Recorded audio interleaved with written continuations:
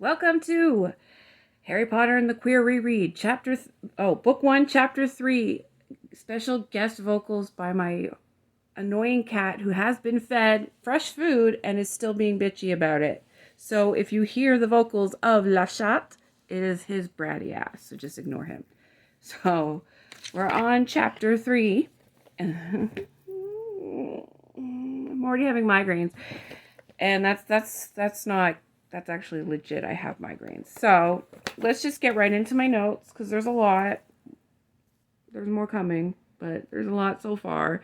So it's not subtle that JKR named the delinquent school Stonewall. And it's obvious. If you're queer, that's obvious why. If you're not queer, it's not obvious why. So Stonewall is essentially the name of a bar that in 1969 was raided by police for anti-queer police basically, who were on there to basically arrest anyone not cishet.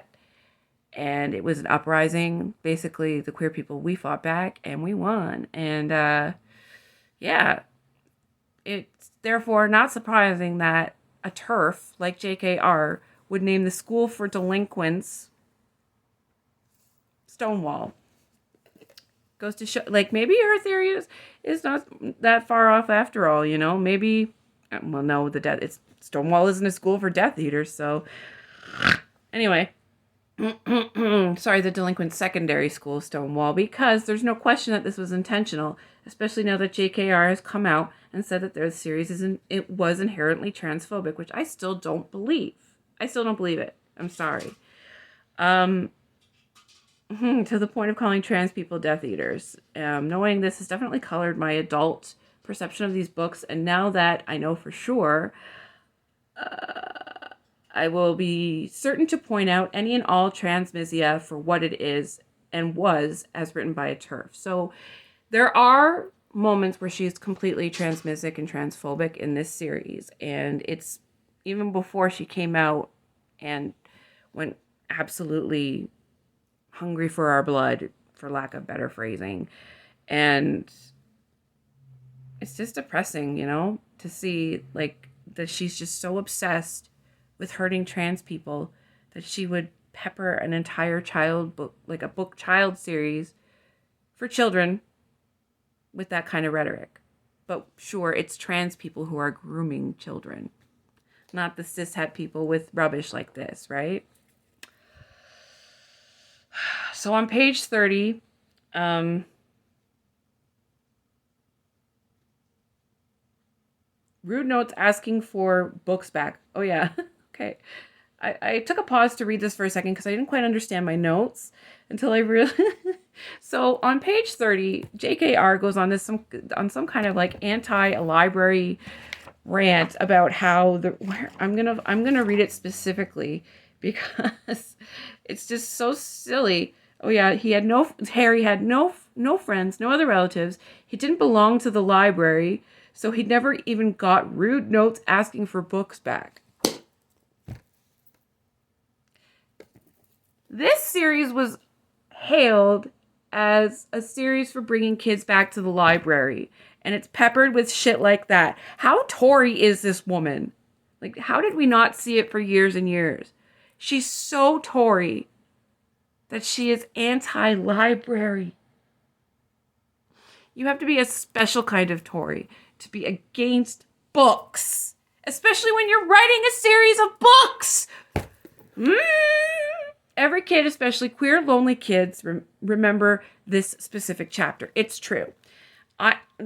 Chapter 3 is the one that we remember the most because it's the one where, here, I'll just read my notes because, it's the moment where the underdog got set free. The moment fans would call waiting for my letter from Hogwarts, especially queer fans. It came out, as their moment of fondness for the series, as well as coming out as, coming out of the broom closet. Queer kids especially latch onto this part as it's so hopeful and so magical that anyone who's felt alone can relate to. So many queer kids relate to this chapter, especially likening finding their queer community as getting my letter. Sorry, I'm a little repetitive on this one. I think I was high when I wrote this part. Especially trans kids whom are told they're wrong about themselves the second they start to speak up about it. So it's amazing to me that decades after it was begun, the entire series has been branded as anti-trans and possibly anti-queer. What are we supposed to take from this chapter now, knowing this? It comes off now as rather hollow, and Harry's entire journey is just another cishet white man's hero's quest, instead of how it was and continues to be seen, especially by queer kids, as the groundbreaking new series it was heralded as. Yeah, it seems kind of less groundbreaking once you realize that it's all that this series is just a kid's version of the cishet white man's hero's journey. Tell me I'm wrong, and I'll prove it to you by the end of this video series. What did I tell you? Anyway. And it's ironic how JKR is seen as some immense feminist, yet her works contradict all it. They contradict this feminism, this so-called self-proclaimed feminism at all turns. Is it not ironic? Now, I personally would burn a letter from Hogwarts now, something I used to literally dream about getting. Too. I did. I used to have literal dreams about getting letters from Hogwarts. Sorry, my cat has landed and he is now in the picture. Yeah, I used to literally dream about getting letters from Hogwarts, even though by the time the series ended, I was well above 17 years old and I was well out of high school. I think I was like 25, something like that. 23, because it was like, whatever, who cares? I'll look it up later. So like, this is why I don't edit. Yeah, I would definitely burn a letter, and I would have dreams about being a witch all the time. And even like my spouse and I, we would draw pictures of us being witches and wizards in that world. Like I mentioned in the last video, this book series meant a lot, especially to two queer kids who are like rediscovering themselves and each other. And it just drives me crazy. And like, she thinks that trans people are Death Eaters. Does this mean that Slytherin is where the queer kids go? And I'm really starting to think maybe that's what it is. That Slytherin is the dreaded house of evil because they're queer. And while I know people are going to mention Dumbledore the second I say this, Dumbledore was added to the queer community after the series ended. So you can't say that. It is still entirely possible, and I will be making sure to make notes of that, that Slytherin is the queer kid's house. And the description of Draco especially, I'm going to get into that into the chapter that he appears. The description of Draco and his dad are especially interesting when you have it from that lens. Just one second. I just have to interrupt this for a second.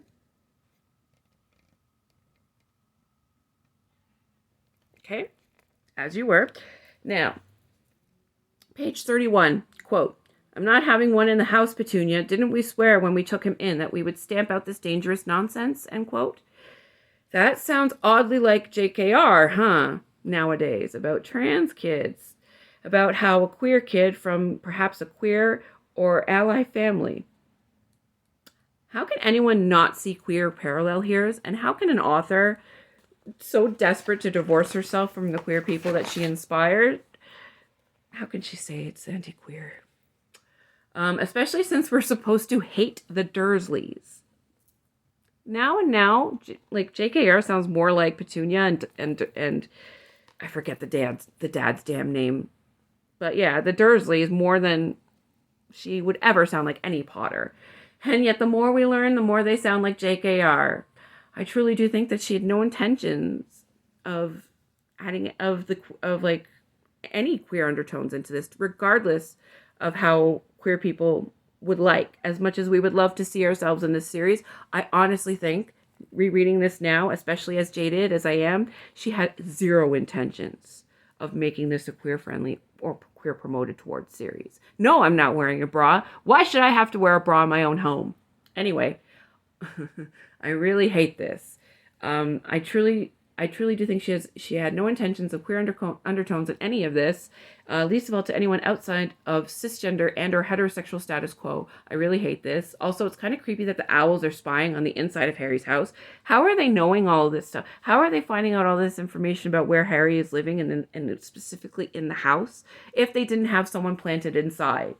Isn't that like, I never noticed this before, but they're literally the owl, like the wizards are literally through the owls spying on Harry in his home. But trans people are the creepy groomers. Anyway, why? And this is about the Dursleys. Like, they go through all this trouble just to avoid these letters when really all they want is to be rid of him. Yeah, they don't want to have one in the family, but they have one in the family. It's done. So why aren't they just letting him go and the end? Like, I never understood, like, why wouldn't they just want to get rid of Harry, wizard or not? Going by the later books, it changes next to nothing to keep him with the Dursleys. So why send for Harry back at all? Why couldn't Harry just live at Hogsmeade live in Hogsmeade in an inn? He can afford it. He literally can afford to do that. Live off campus during times where school's not in.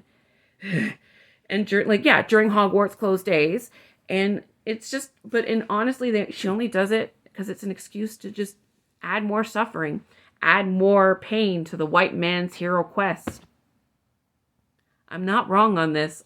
That's all this is just literally, it's grooming. Oh my God. It's literally the cishet white man's hero quest, but for kids.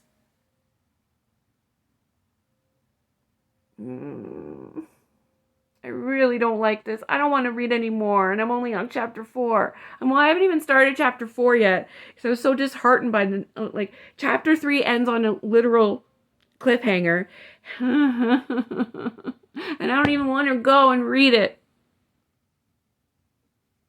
This is so painful.